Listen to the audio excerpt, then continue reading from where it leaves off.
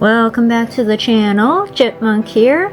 It's that time again for the fourth, this time, Annual Academy Awards. We are just trucking right along here.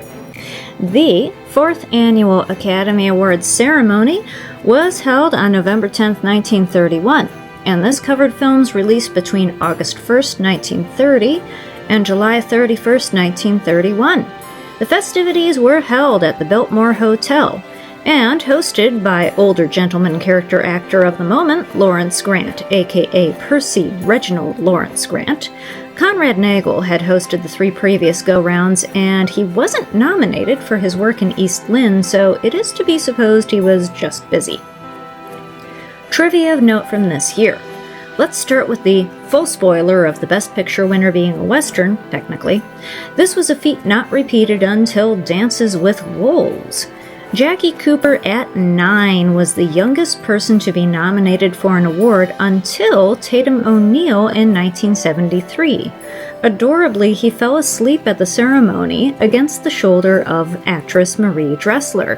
When she won for Best Actress, he had to be shifted carefully to his mama's lap while Dressler accepted her award. Lionel Barrymore was the first to receive nominations in multiple categories, though not the same year.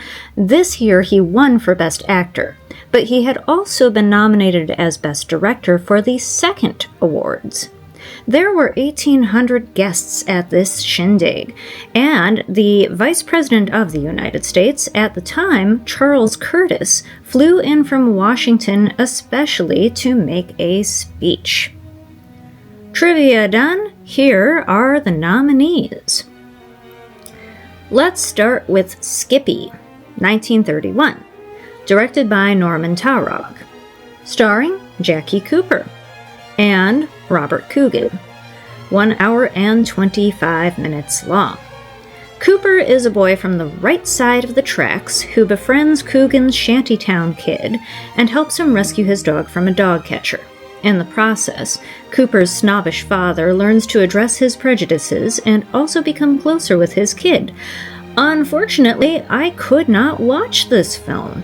It's not that it's impossible to find, but it is not on any streaming services currently, even YouTube, and it has not been released on DVD in a while.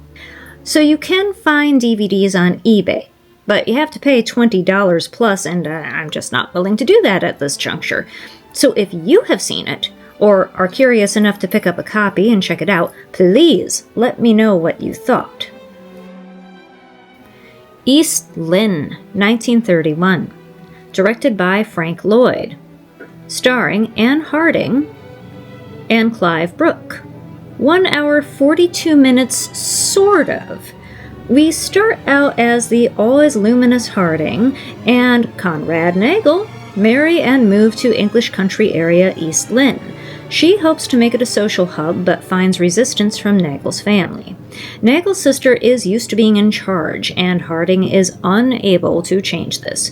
Her only solace comes in the form of her son, with Nagel being frequently away on business. When Nagel is unable to take her to the annual local ball, she nips out anyway with a male family friend, Brooke, instead. Needless to say, she has a great time. But then Brooke is encouraged, and when she gets back home, he follows her all the way to her private room to confess his love to her. The sister and servants assume that the worst has happened in that room between the two of them, and Nagel kicks her out without being able to take her son with her. Shunned by society, she bops around for a few years with Brooke, trying to forget her sorrows, but nothing works. Eventually, the two of them are in Paris when the Franco-Prussian War strikes the city. Brooke is killed in an explosion, and Harding sustains a soap opera injury to her optic nerve, which will eventually take her sight. She steals back to the family home to see her son one last time. Of course, it's only once she's done this that her sight drops off for good. Her faithful maid tells off Nagel it's about damn time somebody did, and he finally realizes he's been a giant idiot. He runs off after his wife, but isn't in time to stop her from accidentally walking off the edge of a cliff, which is suddenly right there by the house, because of course it is. This is pure melodrama through and through, supported by the acting, which again is quite over the top and dated. Now, the most interesting part about this movie is the history that followed after, because this is a partially lost film. The only place I could find it was on YouTube, link below. It is explained by the uploader that different parts of this film literally fell off the back of a truck at some point or another. It is decidedly not remastered, and 2 parts have been spliced together to make an almost complete movie. The last 10 minutes or so appear to be from a poorly shot private screening event, and the very last shot of the film, with Nagel carrying Harding's body back into the estate, is apparently gone for good. It's all better than nothing, unlike the Skippy situation, so we're moving in the right direction. Trader Horn, 1931. Directed by W.S. Van Dyke. Starring Harry Carey and Edwina Booth. 2 hours and 2 minutes. Whew! Buckle in, do I have some thoughts on this one. To paraphrase an early quote from a white man in an African village, "These people aren't savages, they're just happy, ignorant children." Okay, the basic plot. This is based on a book co-written by the actual Horn. Carey portrays the Trader Horn of the title, and I was confused because I had thought that was a place, like Cape Horn. But Trader Horn is a white hunter/tracker dude somewhere in Africa. I didn't catch where, if they even bothered to say it at all. Wouldn't have been surprised if they didn't bother, it was that kind of movie. So Carey helps Duncan Ronaldo, a handsome young gent in a comically large pith helmet, explore the land, helping the young idiot evade death at every turn.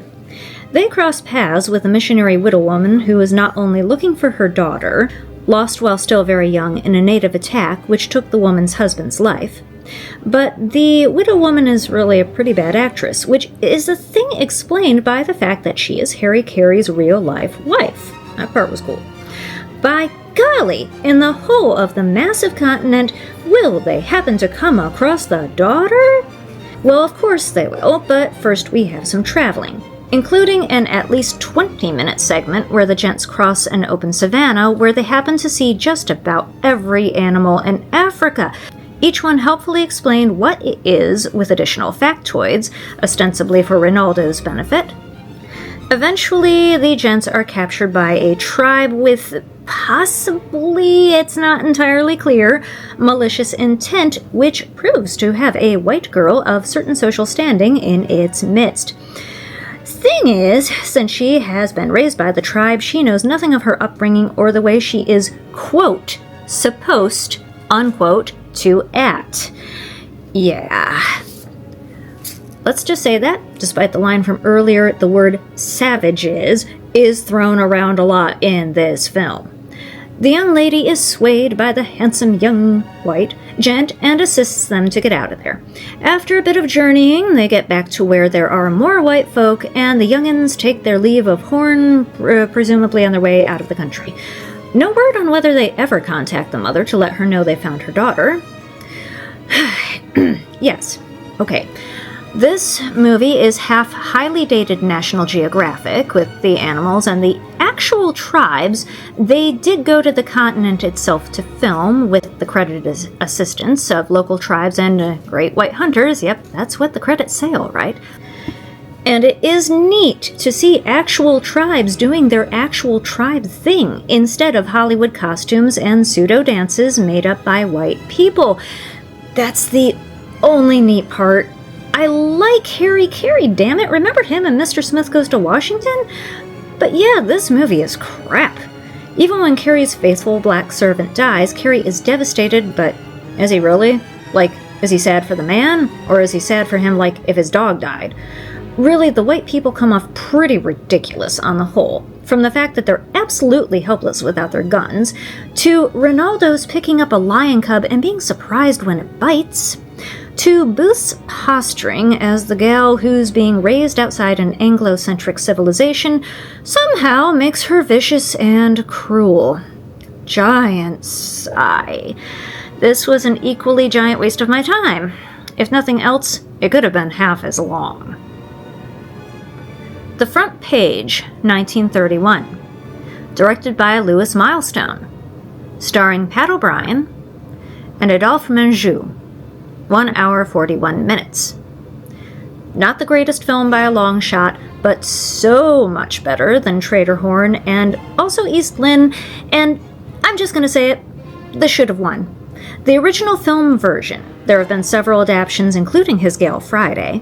This is highly dated in many ways, including overacting, but that's by some more than others, as is often the case.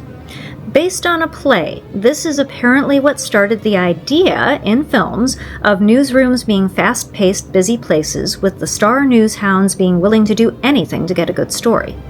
This is filled with good, if given the time, mostly male, actors portraying disparate personalities. Check out my recurring fave, Edward Everett Horton, as a flowery writer and health nut who is very protective of his desk.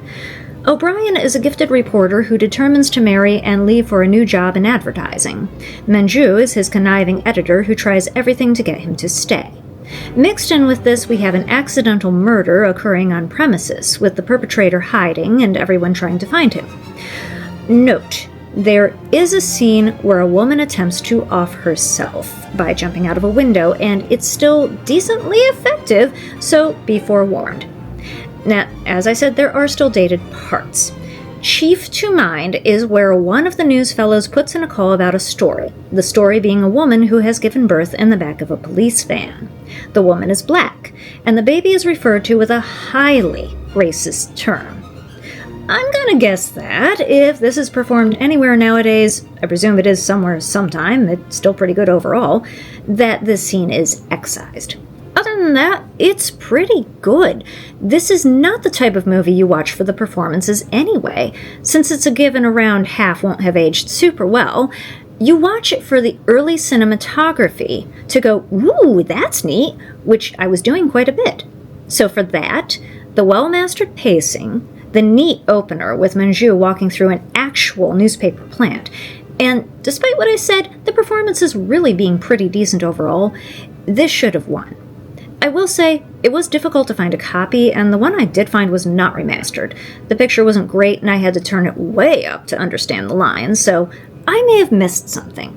If you have seen this and there's anything notable that I didn't mention, please do put it in the comments. And finally, the winner. Cimarron. Or is it Cimarron? Oh, shoot. 1931. Directed by Wesley Ruggles. Starring Richard Dix and Irene Dunne. 2 hours and 4 minutes. Based on an Edna Ferber novel, which makes me want to read it now, as dated as it undoubtedly was. I've read So Big by her, and that was excellent. Dix, with the singular character name of Yancey Cravat, and Dunn are a married couple who come to the new booming western town of Osage, Oklahoma. Dix immediately establishes himself as a fixture for law and order, setting up a law office, a newspaper, and giving sermons at the church, as well as duking it out with the local no-goodniks. He also stands up for the Jewish fellow in town and the woman with a sordid past.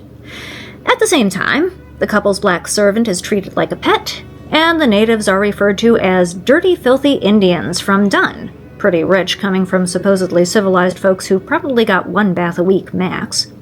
Anyway, Dix has recurring wanderlust, and addresses it to leave his family for a few years to go fight in a war. His wife runs the paper in his absence. On Dix's return, he finds the woman with a sordid past, a southerner with the on-the-nosy name of Dixie Lee, is being prosecuted in a court case and takes on her defense against the wishes of his wife. More time passes, during which the territory becomes a state, the town grows and prospers due to oil, and Dunn has to adjust to the fact that her son, named Cimarron, or however you pronounce it, wants to marry an Osage girl, supported by his father. Dix uses his paper to stand up for the natives who have had their treaties broken, but then he also nips off to do more stuff he deems more important than his family, leaving his wife to once more run the newspaper. Eventually, we get up to present times, when Dunn has not only kept the paper a success on her own, but has become a member of Congress. She then gets to see her husband one last time when he dies committing a last heroic act, sacrificing himself to save others in an accident. A statue to him is put up in commemoration. Now, as a movie, this is okay. The acting is more than it should be and doesn't stand the test of time. This is the sort of film you watch to see how they handled such an epic story as a prototype for what came after. The great land rush scene is impressively dangerous looking. All those wagons and horses going nuts at the same time was a recipe for potential disaster. And there's a good balance of focus between the personal story of the family versus the greater story of the settlers in town. That said, this isn't a story that gives too much focus to the lesser characters, which might have been a nice addition. Edna May Oliver is a treat and a half as the dour, judgmental society lady. That sounds weird, but her style and delivery is classic. I feel the pacing is slightly uneven as well, and feel it should have been more of a thing for Dunn to have an arc, like a focused arc, and more focus on her having to take everything over at the end. Yes, overall, this doesn't hit quite like it should. However, I am intrigued enough to see if other versions do what I'm thinking they should do, so perhaps one of my overall videos of that nature lies in the future. And those were all the movies deemed worthy of the highest, so they would have us believe, accolades in American filmdom for 1930 through 31. As always, have you seen any of these? If you haven't, which would you like to see? Do you know any interesting tidbits about the 4th Awards or the movies therein which I do not? Please share it all down below. Now, as I always say, it has been a week, and it's been a week. It's been a week. And I have a feeling we have a lot more of those weeks in our future. So, I mean it more than ever. Hang in there as well as you are able. I am pulling for you, and let's get through this together. Take care of yourselves and each other, and I'll see you next week. Bye now.